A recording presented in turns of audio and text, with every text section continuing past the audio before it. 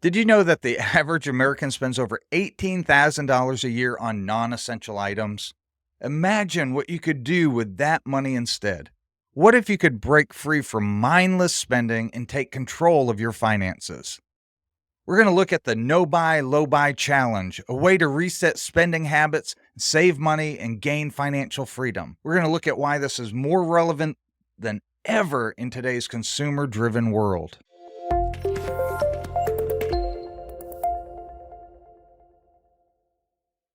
Welcome back to Simply Money. The problem here is consumerism. Social media and marketing push us to buy things we don't need. Spending money on impulse purchases leads to financial stress and regret. How many times have you bought something and then regretted it? Or maybe you buy it and what you regret is the bill that comes in 30 days later, and that item has already lost its pizzazz, its power, its adrenaline rush that it gave you when you purchased it. Yes, there is a psychological adrenaline that people get. Some people are actually addicted to shopping. It's okay. You just have to recognize that and find ways to break free from it. But there is regret. And many people struggle to save or invest because they're caught in a cycle of unnecessary spending. $18,000 a year on average of non-essential items. Then there's the emotional side of spending. Buying things can be an emotional response to stress, boredom, or peer pressure, trying to keep up with the Joneses. And in today's social media push, it is bigger than ever because we see all these people posting their fancy homes, their fancy cars, their bling, their vacations, and we want to keep up with that, where many of them, it's either fake or they're eyeballing debt. And then there's just that one small, tiny percentage of people who are actually wealthy enough to do that. And so we're trying to compare ourselves to this elite 0.01% of people, but we think it's the average person and we're just behind. The short-term dopamine hit of shopping wears off, leaving people feeling worse financially.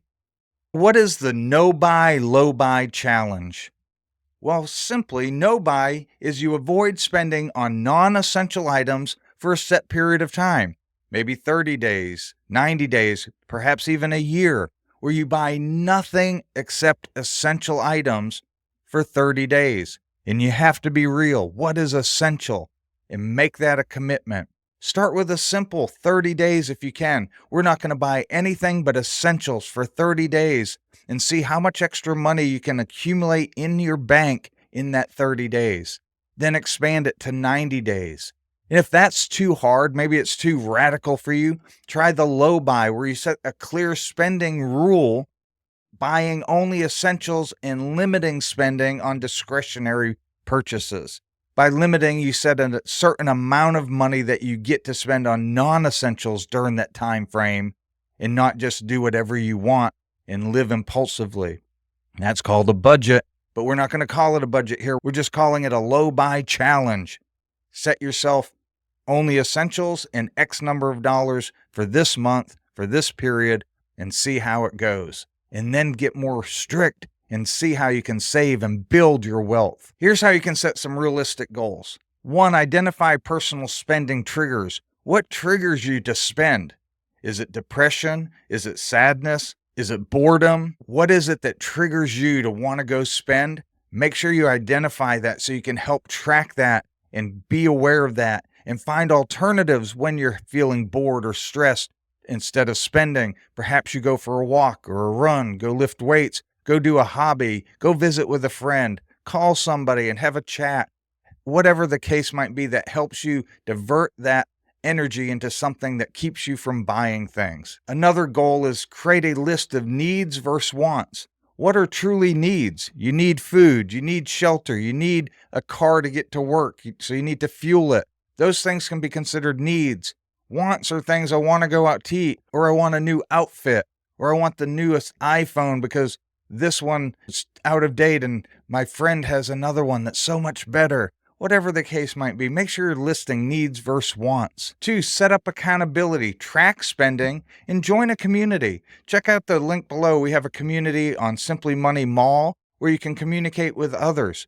You can do that. It's linked through all the social medias, and you can connect with people like-minded who are trying the same things to be encouraged to help you, and have a challenge partner. If you're not married, you don't have a significant other, maybe get a friend or a sibling, somebody you trust, and say, hey, I want to do this. Would you do this with me? If not, would you at least help keep me accountable? Let them know. So when you say, hey, you know what? I can't go out today. I can't do this thing this week because I'm on this challenge and I just need to forgo some non-essential things in my life for this period of time. So they don't think you're standing them out all the time, not wanting to do things with them. Be transparent with people about that. And here's a couple tips for success. Avoid temptation. Unsubscribe from marketing emails. Delete shopping apps. Get rid of Amazon. Take the app off your phone. Go into your emails, and when you get that marketing, go down and unsubscribe, because you know what? They're going to keep sending you stuff because they know they're going to eventually get you back. You filled out something, you viewed something, they have you in their logarithm, and they're trying to get you to buy and spend your money on their item. Get those temptations out of your life and find free alternatives to entertainment and hobbies. Look for ways to find enjoyment without spending money. And finally, focus on long-term goals. I want to get out of debt. If you have debt, set up a chart showing how much progress you're making on your debt payoff. Investing. Have goals. I have a long-term goal of in 30 years, I want to be financially free and be able to retire, but set some short-term goals.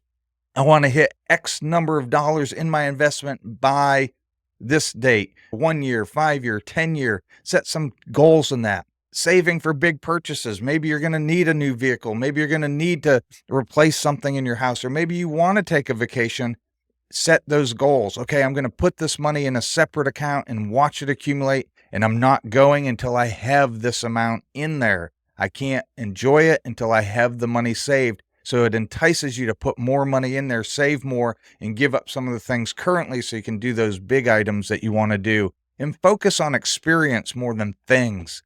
Focus on things that bring lifelong memories. That is far more important than accumulating things. And I want to emphasize this challenge is not just about money. It's about a mindset and control over your financial future shift. It's changing how you look at money. It's changing about how you look at your future. It's changing how you look and control your finances. It's not just about the money. So the no buy, low buy challenge can help you save more and be less financially stressed. It gives you greater control over spending habits and a mind shift that leads to a long-term financial success path. I challenge you to try the no buy, low buy challenge. Leave your comments below. Have you ever done a no buy, low buy challenge? How did it go for you? Are you interested in trying it?